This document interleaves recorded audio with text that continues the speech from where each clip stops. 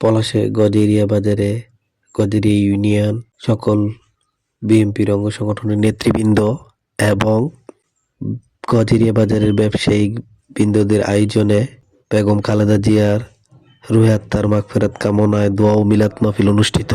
উক্ত দোয়া মিলাদ মাহফিলে বেগম খালেদা জিয়ার স্মৃতিচারণ করে বক্তব্য রাখেন মোহাম্মদ কামাল মেম্বার, যুগ্ম আহ্বায়ক, পলাশ থানা যুবদল।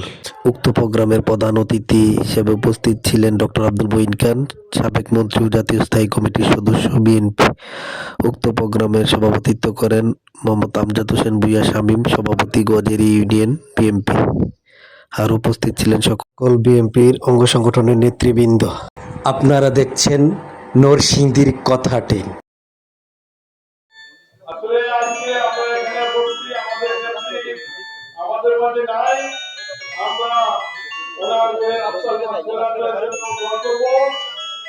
আর উনি সবচেয়ে লাগিয়ে অনেক কাজ করছে। এখানে মধুমীরা বসা আছে, সবচেয়ে লাগিয়ে কাজ করে নাকি আল্লাহ করে। এবং আমাদের নেত্রী এমনই নেত্রী, দেশের বিরুদ্ধে কোনো কাজ করে নাই, দেশের পক্ষেই কাজ করছে, দেশ ছেড়ে যায় নাই।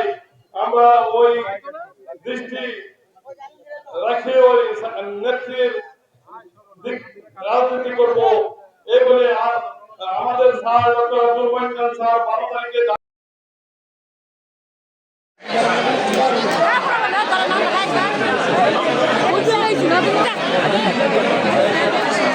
আরে